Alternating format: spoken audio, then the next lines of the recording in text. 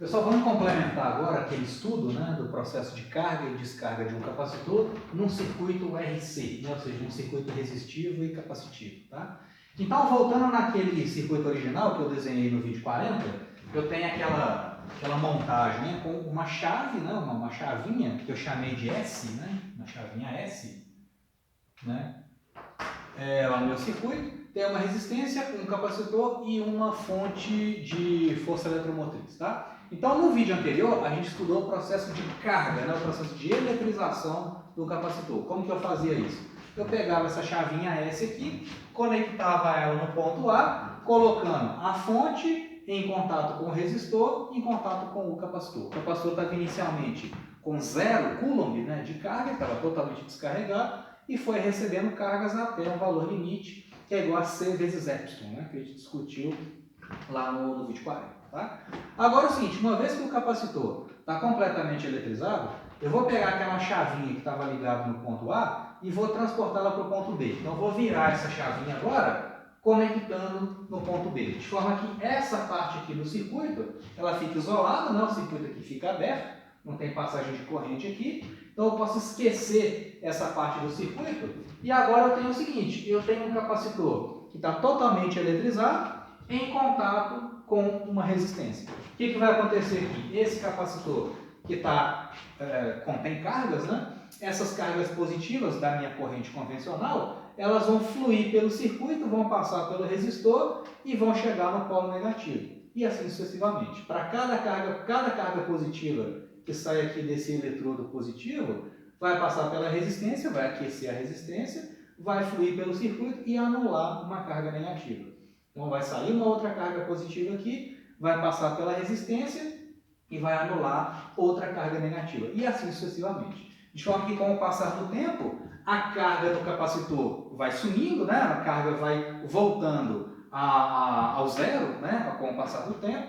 E essas cargas vão passando, né? Vão atravessando o resistor, de forma que toda a energia potencial elétrica que eu tinha acumulado no meu capacitor vai ser dissipado no meu resistor, por efeito Joule, por exemplo. Né? Ou poderia aqui, no lugar da resistência, poderia ser um motor, uma máquina, né? Poderia ser um alto-falante, poderia ser uma lâmpada incandescente, o flash de uma máquina fotográfica, por exemplo. Né? Enfim, é um elemento de circuito que vai ser acionado pela corrente que é produzida no processo de descarga do capacitor. Né? Então aqui, o que a gente vai analisar é a descarga do capacitor. Né?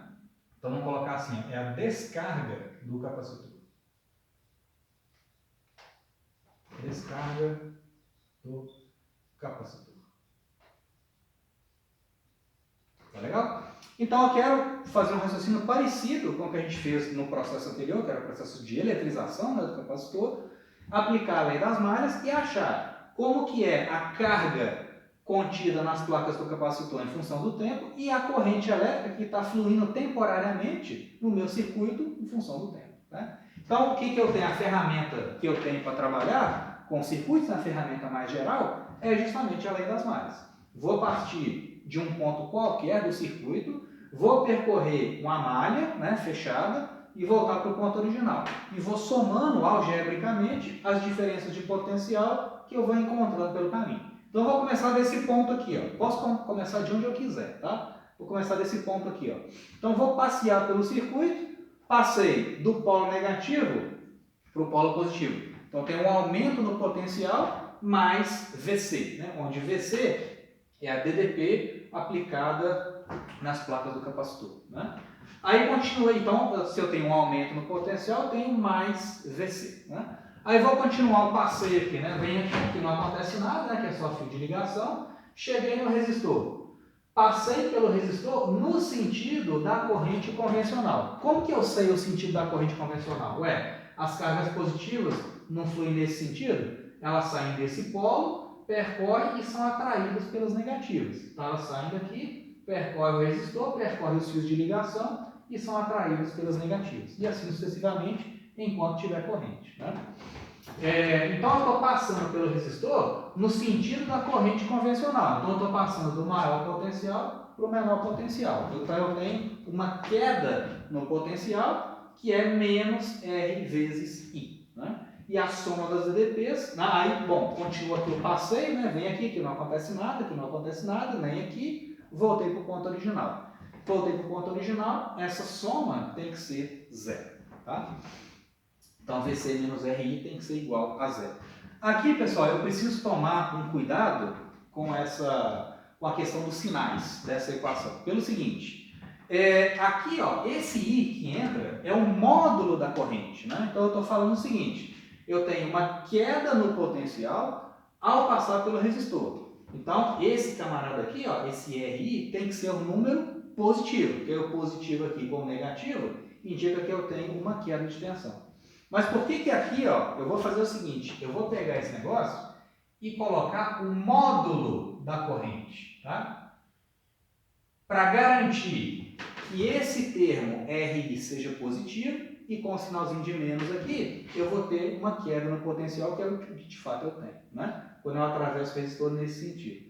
Por que eu tenho que colocar, nesse caso, eu tenho que tomar esse cuidado e colocar o módulo da corrente? Porque olha só, a corrente, o que é a corrente no circuito? Ela é dQ dt, certo? Eu quero relacionar a corrente que está fluindo no circuito com a carga derivada da carga que está contida no meu capacitor. Ué, mas ali, ó, o capacitor não está sendo descarregado? Ele não está perdendo carga elétrica? A quantidade de cargas acumulada nas placas não está diminuindo? Então, o meu dQ/dt é um número menor do que zero, né? O meu dQ/dt é menor do que zero. Então, se eu simplesmente chego aqui e falo que I é igual a dQ/dt, esse Izinho aqui, ó, se eu esqueço do módulo, da notação de módulo, qual que é o problema? Esse I vai ser um número negativo. Aí o negativo do I com o negativo da minha expressão original vai dar o quê? Positivo. Aí eu vou estar dizendo que ao passar daqui para cá, eu vou ter um aumento no potencial no resistor, né? Um aumento no potencial ao atravessar o resistor no sentido da corrente. E isso não é verdade, né? Se eu esqueço da notação de módulo, como o meu dQ/dt é negativo, esse termo todo aqui, ó, seria positivo. E isso não é verdade. Então eu tenho que tomar esse cuidado. Aqui, nesse caso, no lugar do I, na verdade, eu tenho que colocar um módulo de I. Ou seja, a corrente elétrica, né, o módulo da corrente elétrica que está fluindo ali pelo meu circuito, na verdade, é o módulo de dQ/dt. Módulo de dQ/dt. Tá legal? Por quê? O dQ/dt é negativo. Então eu tenho que colocar esse módulozinho aqui. Tá legal?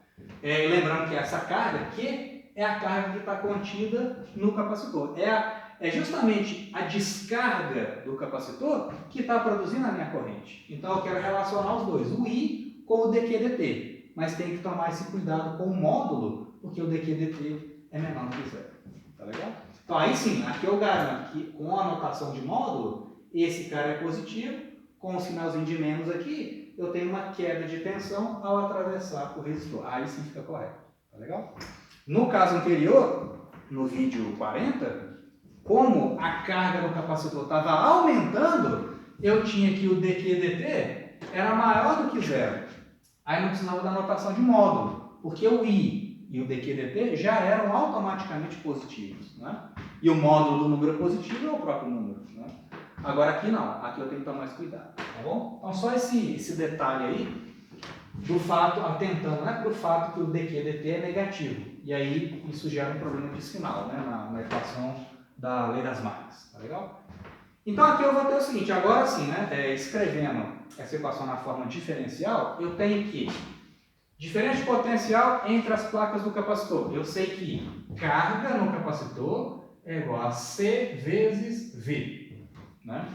Então, diferente potencial é carga sobre C. Então, isso aqui implica que a carga no capacitor sobre C, né, esse Q é o módulo das cargas acumuladas nas placas, né, então o número positivo, menos R vezes.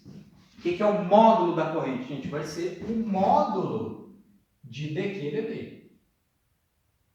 Módulo de dQ/dt. isso tudo tem que ser igual a zero. Tá? Então, essa é a equação diferencial. Agora, para a gente poder fazer aquele esquema de separar as variáveis e fazer a integral do lado esquerdo e do lado direito da equação, igual a gente fez no vídeo 40, eu quero sumir com essa notação de módulo. Ué, muito simples, né? Como que eu faço isso? Eu sei que dq dt, a derivada temporal da carga acumulada no capacitor é negativa, né? Isso é um número negativo. Isso implica que o módulo de dq dt, é o que, gente? É menos o dq dt. Então, se eu quiser sair dessa notação de módulo e passar para a expressão sem o módulo, eu tenho que multiplicar por um sinalzinho de menos, né? Claro, o módulo de um número negativo, né? O módulo de menos 10 é o que, gente? É 10. O módulo de menos 5 é o que? 5. Então, o módulo de um número negativo é menos aquele número, né? Se eu faço menos 10, dá 10. Menos 5 é 5, né? Então, o módulo de dq dt é menos o dq dt, tá? Aí eu vou transportar isso aqui para cá. Então, isso implica o seguinte.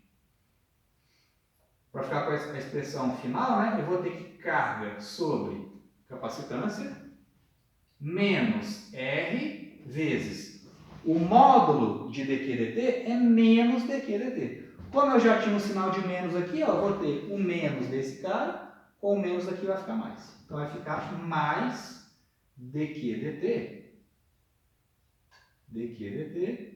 isso tem que ser igual a zero. Lembrando que esse sujeito aqui é negativo, né? Ele é negativo, tá? Derivada da carga no capacitor é menor do que zero porque a carga está diminuindo, tá? Agora sim, né? Tá tudo no jeito.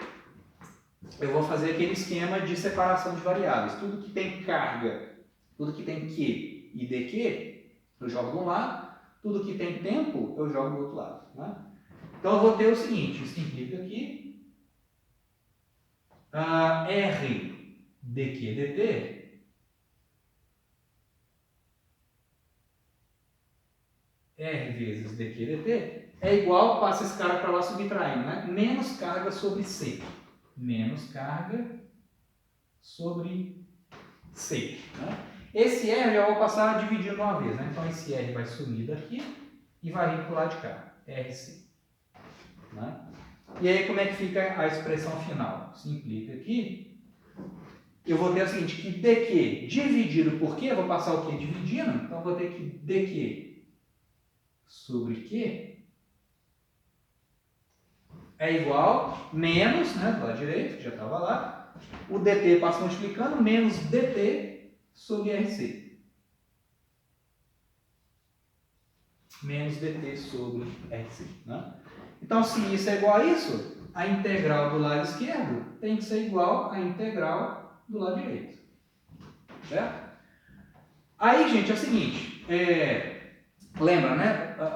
O meu experimento foi dividido em duas partes. Primeiro, no vídeo 40, a gente eletrizou o capacitor, deixou o capacitor completamente carregado. Esperamos lá um tempo suficientemente grande para que o capacitor ficasse completamente eletrizado. Aí agora, nesse outro experimento, aqui no vídeo 41, aquela chavinha eu conectei agora no ponto B e o capacitor que estava completamente eletrizado, com carga C vezes Y, né, que era igual a C vezes Y, que inicial, era igual a C vezes Y, quando o capacitor estava completamente eletrizado no vídeo anterior, peguei aquele capacitor, conectei ele agora em série com o resistor R e ele vai descarregar sobre o resistor. Isso é o que eu estou analisando. Então agora, nesse segundo experimento, que é o vídeo 41, as condições são as seguintes. Quando T é igual a zero, ou seja, quando eu peguei a chavinha e liguei no ponto B, eu reiniciei o meu cronômetro, né? Então, eu peguei o capacitor que estava totalmente eletrizado, vou pegar essa chavinha, ligar no ponto B, vou zerar o meu cronômetro e fazer esse experimento de descarga do capacitor, tá? Então, nesse experimento aqui, quando o meu T é zero, o capacitor estava totalmente eletrizado, que foi o resultado do vídeo anterior. Né? Então, quando T é igual a zero, a carga que estava contida no capacitor era C vezes Epsilon, que foi o resultado do vídeo anterior. Né? Agora, depois que eu esperei T segundos, a nova carga do capacitor nesse processo de descarga vai ser um Q de T. Q de T. Que é a expressão que eu quero achar. Tá legal? Aqui, de novo, né, só para diferenciar os limites, diferenciar as variáveis, né? O T é o limite de integração, então aqui eu vou colocar um dt', tá? Para não confundir variável de integração e limite de integração, tá? Então, como é que vai ficar isso aqui, gente? Olha só. Essa integral aqui é mais simples do que a outra, né? A integral de dq sobre q vai dar um ln. Então, o ln da carga em função do tempo sobre a carga original nesse experimento, que é a c vezes epsilon, isso é igual, como é que fica aqui? Ó? Vai ficar menos t sobre rc. Integral de dt é t. Né? Vai ficar menos t sobre rc. Menos t sobre rc. Né? Então, dando sequência aqui, ó. Só tomando a exponencial aqui dos dois lados, como é que fica? Então, eu vou ter o seguinte, isso implica aqui. Vou ficar, então, que tomando a exponencial dos dois lados, eu vou ter que carga sobre Cepsilon, carga em função do tempo sobre Cepsilon, isso é igual a exponencial de menos t sobre rc. Exponencial de menos t sobre rc. Então, a carga acumulada no capacitor em função do tempo, o Q de t, o módulo das cargas, né, nas placas do capacitor, vai ser C vezes epsilon vezes a exponencial de menos t sobre rc. Então, você vê, né, que quando o capacitor está ligado, quando eu tirei a bateria do circuito e coloquei o capacitor em série apenas com a resistência, a carga que está acumulada nas placas dele diminui exponencialmente no tempo. Né? Então, é exponencial de menos t sobre rc. E como é que é a corrente, o comportamento da corrente? O I de t é igual ao módulo de dq dt. Né? Lembra? Módulo de dq dt.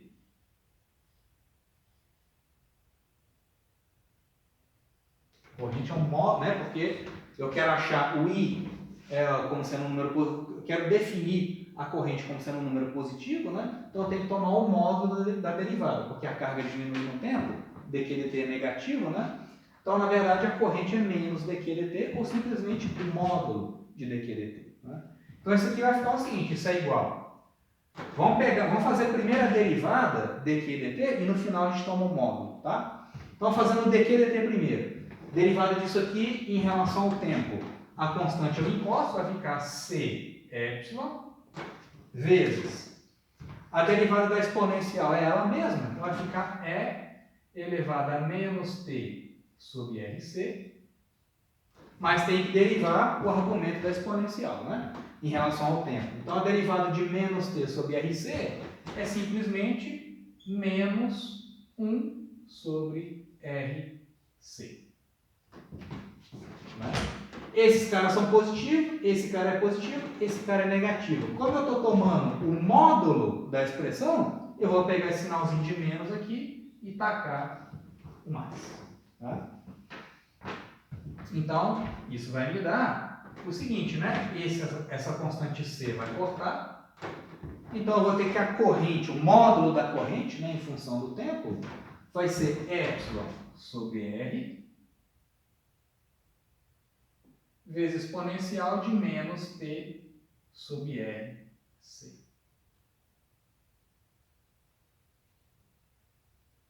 Também a corrente diminui exponencialmente no tempo. Né? Então, tanto o gráfico da carga em função do tempo quanto o gráfico da corrente em função do tempo vão dar exponenciais decrescentes. E faz sentido, né? A carga do capacitor tem que diminuir no tempo, porque ele está descarregando. Como a corrente é devida ao processo de descarga, à medida que as cargas aqui vão sumindo, a corrente vai diminuir também. Até que depois de um tempo suficientemente grande, não vai ter mais carga no capacitor para descarregar, então não vai ter mais corrente. Né? Então, como é que ficam os gráficos, né, desse negócio? Então vai ficar assim, ó, o esboço, né?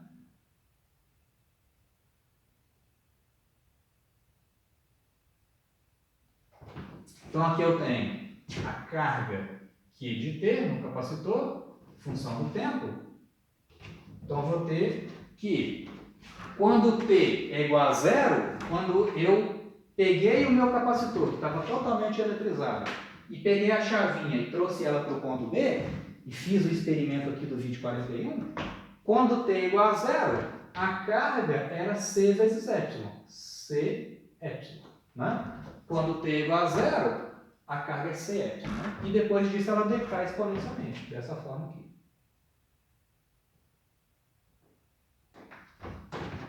E uma situação parecida com a corrente, né? Um comportamento parecido com a corrente.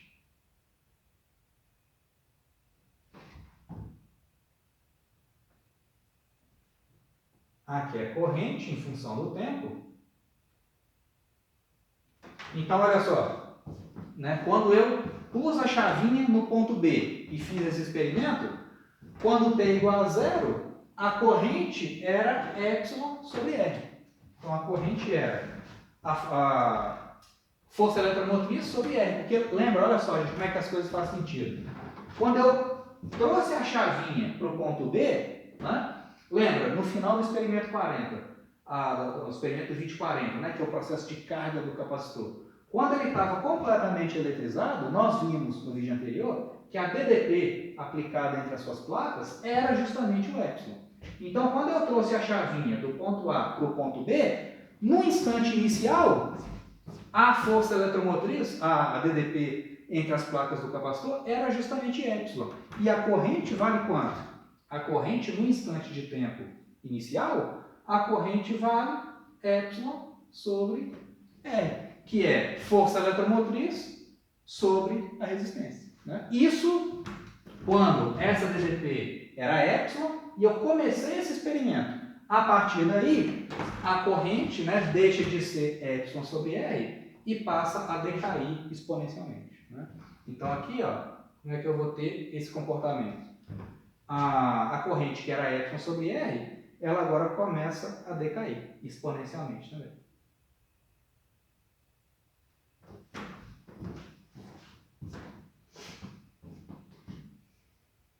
Tá legal? Então, assim, um esboço gráfico, né? Assim, é só um esboço das duas situações, né? Carga em função do tempo e corrente em função do tempo. Ambas decaem exponencialmente. Aí vale, de novo, aquele raciocínio da resistência, né? Olha só, vamos pegar no caso da carga. Se a resistência for muito pequena, se a resistência for baixa, eu vou ter que T dividido por RC vai ser um número grande. Então, essa exponencial vai decair a zero muito rapidamente, então a carga no capacitor vai a zero muito rapidamente.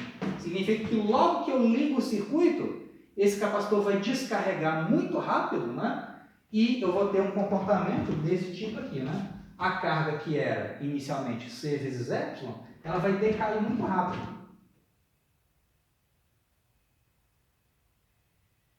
Então você vê, se aqui, né, é para a resistência R grande,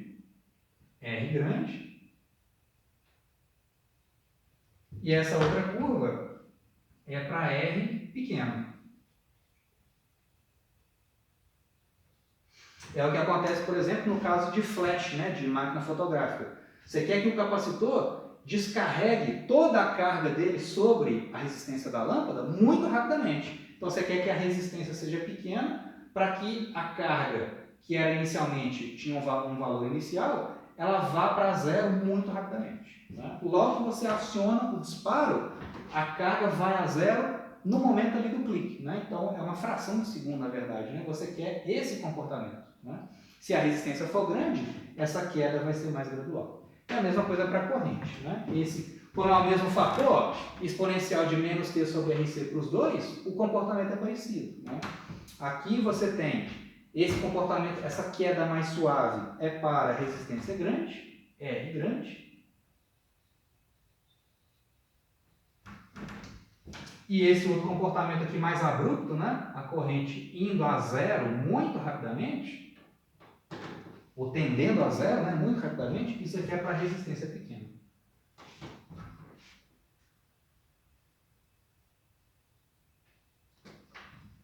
Para resistência R muito pequena. Então, o comportamento qualitativo dos gráficos dependendo das resistências. Tá legal? Então tá, gente. Aí eu vou encerrar o vídeo 41 por aqui e na sequência a gente faz alguns exemplos e dá continuidade aí na matéria.